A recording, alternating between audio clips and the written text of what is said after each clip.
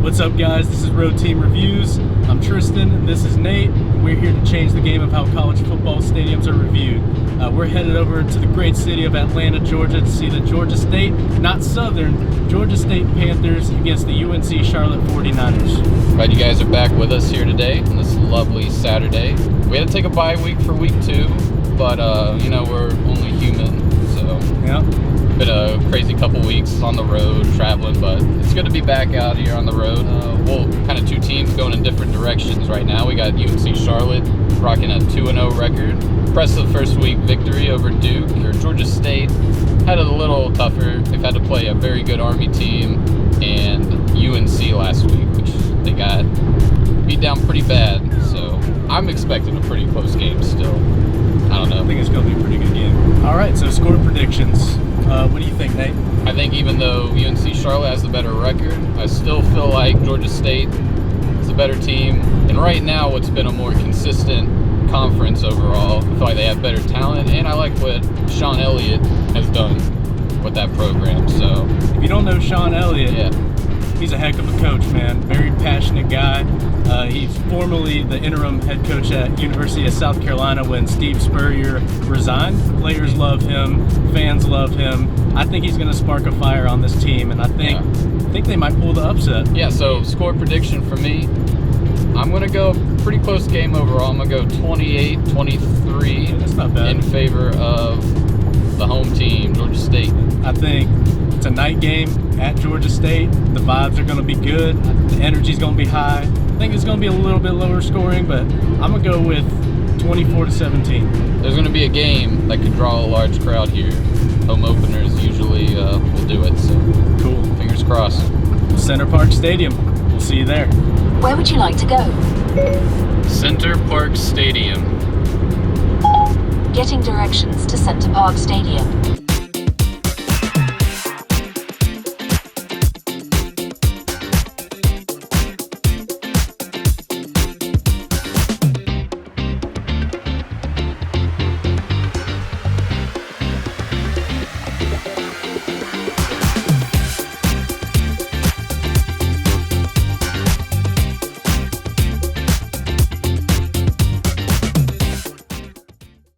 Out here having a good time, eating some good dogs. You know how it is. They just some keep onion rings, and they just keep handing us free donuts. Free donuts. Look at that local shop nearby. That's free donuts. We got a peanut butter donut. I mean, come on now, we're living our best life over here.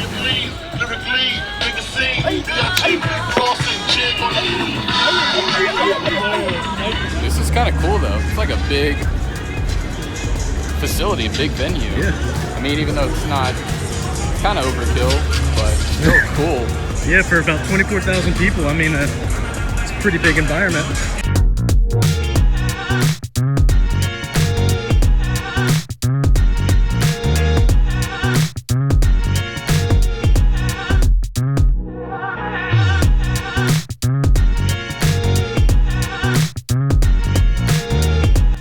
Go there. Panthers, baby. Yeah, it's going to be a little bit confusing, like you said, finding our seats. Right. Can't go this way. Obviously, home plate would have been right in front of us probably. That's all we can really go off of. We're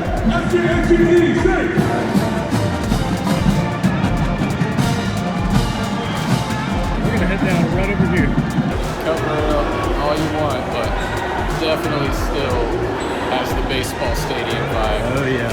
For a second, I thought that was a barber shop right there.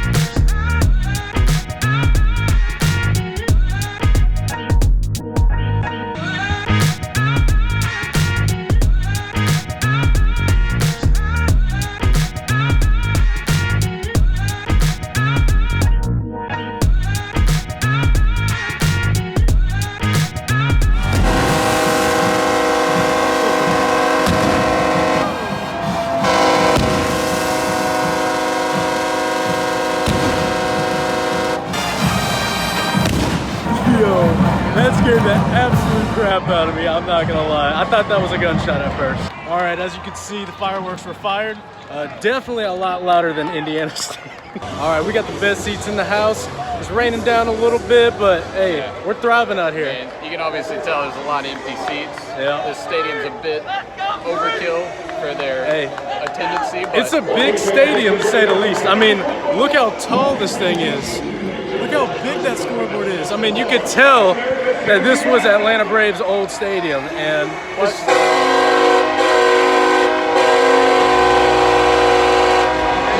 so a lot of people are up under the upper deck, staying dry, so can't blame them on that. hey, we're here, rain, sleet, or snow, baby.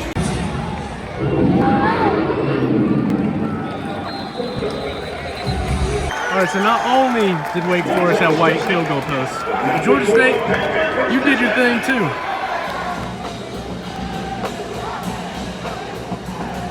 All right, so they do a pretty interesting thing on third down. Just gonna wait for it.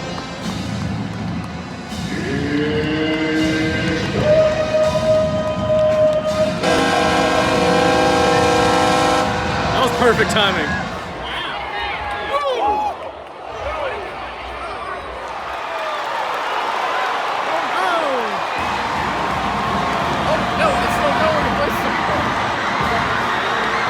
Wait, what? And keep down. Oh no. It's down. What?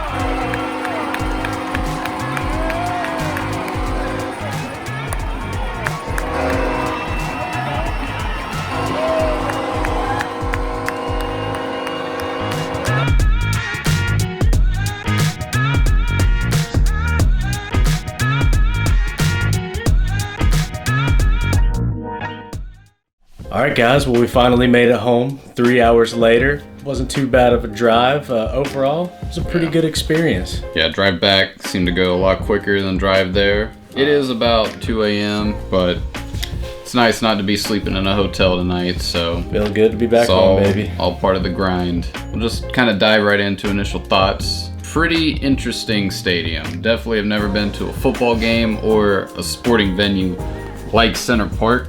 Definitely some things that were really cool and unique about it, but then there were definitely drawbacks, which you can expect having a football field in An old baseball stadium. baseball stadium. So it definitely had some things that played in its favor, and then again some things that kind of drawbacks. But yeah, we had it was a rainy game, light rain the whole It time. was raining all day. Yeah. Wasn't pouring down rain, but definitely got us wet pretty much all night. Yeah, it wasn't bad, but enough to where we just filmed on the phones, camera, didn't want to risk getting that wet or anything, but Yeah.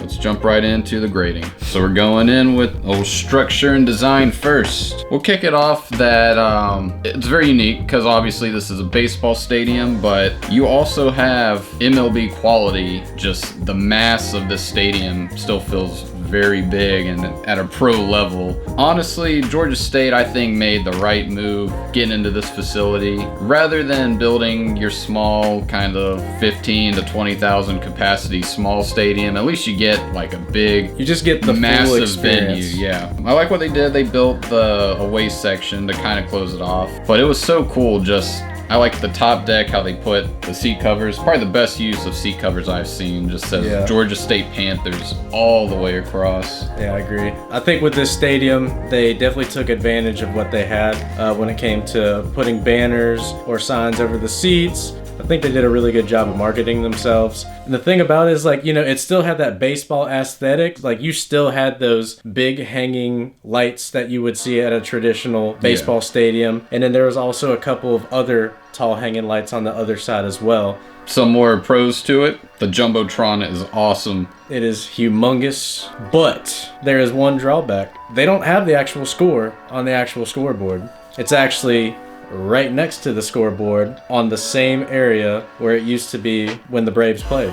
It kind of threw me off a little bit. I don't know, maybe it's just with football, but the banner scoreboard, the really skinny, narrow one, just didn't look right. And honestly, it got hard to keep track of the score. Maybe we're just not paying attention, we're just not observant people, but it was just not very clear the finals, what the scores were. So But again, they did a great job. The stadium is filled with MLB Pro level equipment. Definitely utilize that sound system. The music sounded great. Oh man, let me tell you. Their freaking train There's horn. this- Oh my god. Every third down and occasionally fourth down, they would have this extremely loud train horn.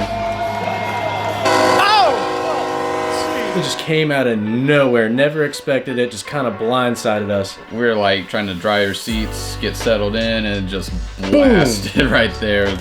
All right, I think we pretty much said everything there's to say. Venue is very much just a giant conglomeration of a college football stadium now. They really do a good job of blending it in and making it look as natural as it can be. I gave it a 78. Well done, Georgia State, on that. Yeah. Well, I respect your score. My score was just a little bit higher. It just has so much history when it comes to just the Atlanta Braves playing there, and it just has that nice aesthetic. It still has that professional feel to it. It's not like your traditional college football stadium. Like, you could tell this was well constructed, this was well planned out. I think they did a really good job of putting everything together to make the stadium look as good as possible for how old it is. And because of that, I'm gonna give it an 82.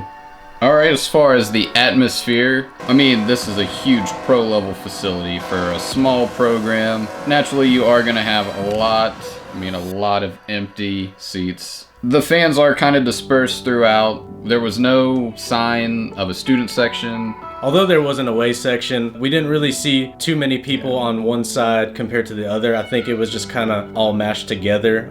The only thing that was on the opposing side was the marching band, but I think that's to be expected with a lot of football stadiums. There were maybe, like, no joke, like maybe 30 people total. I know it sounds crazy, Grandstand. but it's actually true. Yeah. They had a few chants in there. GSU. Yep. GSU. Just right there. From our first seat, a guy a few rows up being really loud, which I was impressed with him, and then one other guy trying to hype everyone up. Yeah. Yeah, again, just a lot of people in one area and then a huge empty stadium. But the marching band really carried the weight as far as their atmosphere goes. One of the best performances I'd seen. So I think we both were in the same mindset of the marching band really carried the weight for them. And I gave them a 66. I'm pretty up to par with that as well. This is a school with 50,000 students total. With a stadium that holds up to 29,000, there's only close to 13,000 people that showed up. You know, with a stadium that big, with that big of a capacity, I feel like, you know, there should have been at least like 75%, 85% of people showing up to the game. And also with the chants and everything, I think it's just because the school is a fairly new team. I mean, it's only been around since 2010. Yeah. I don't think they have like a set tradition. I think they're working on it. They seem like they're going the right path. But as for right now, I'm gonna have to give y'all a pretty low grade. My final score is gonna be a 63. But y'all have potential. If Georgia State ever manage to get an upset and go on a tear where they just go undefeated or maybe have a 1 or 2 loss season, this stadium would be so cool Exactly. to see packed. So as far as the scenic value goes, I think we're both in agreement that there wasn't anything outside of the stadium that was that impressive, but there's just something about being in this facility at a football game. Still, the baseball presence was so heavily there, it somehow managed to add to the scenic value.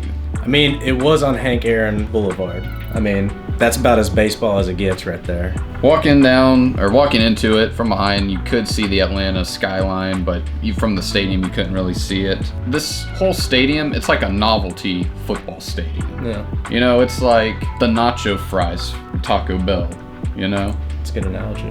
It's not something that necessarily should be there or should work, but it does. Facts. And for that, I gave it a 77.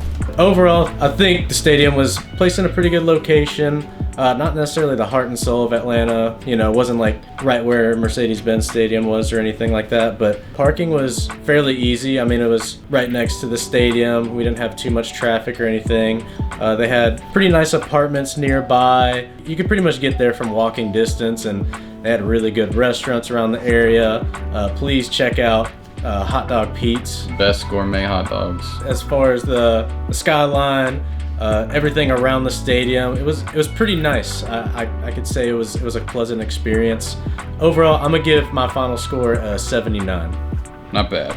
All right, and on to our fourth grade, which is history and tradition. I have a lot of things to say about the stadium as far as history and tradition. The fact that it hosted the Olympics in 1996, I think that's a pretty remarkable thing to happen at the stadium.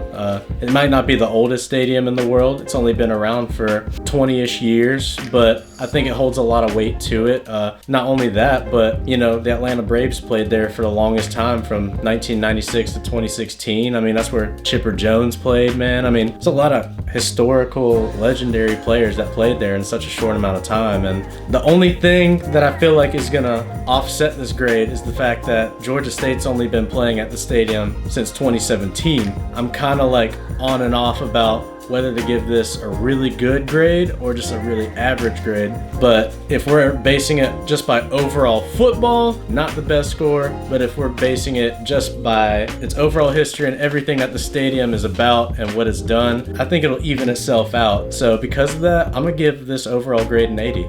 Yeah, and just like you mentioned too, we kind of went two different ways with this one. Greatly historic venue, so many cool just stories to it. Olympics, I mean, I don't even know how many Olympics have been held in the US. So for a stadium to hold that honor, like, that is huge and awesome. But I'm gonna stick more to the football side of things. Obviously, Georgia State, new program. Their inception was in 2010, so really hard to gain that kind of ground and tradition that quickly. I'm just gonna go a little bit lower to a 70, so. We have made it to the end. The field design, as you know, we never really lay into a school too hard for their field design, so we'll just briefly go over this one, save some time. The turf looks good again, we mentioned it before, should have normal grass, you know, especially being in the heart of the South and Georgia and everything, but hey, turf's a lot easier, so. I would appreciate that they had the name of the field on the field itself, Pettit Field, I forget the guy's first name. Pete? It's called Pete's Hot Dogs. Hot Dog Pete's. Wow, yeah.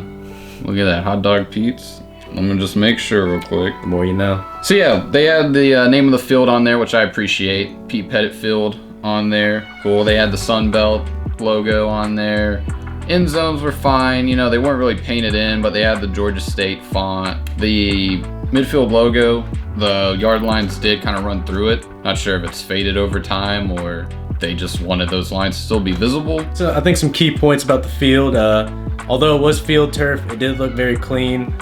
You could tell every 5 yards it was like a darker shade, lighter shade, darker shade, and it was pretty aesthetically pleasing. I think as far as the overall end zones and the fonts and everything, very modern, but one thing that I can appreciate, I don't know if this is a trend or maybe it's just coincidentally pretty much all the schools that we're going to, but they have white field goal posts as well. Yeah, look at there, another team. I don't know what it is, man. White field goal posts. Good for them, you know, not throwing shade to any other schools that should have had white field goals. Absolutely not.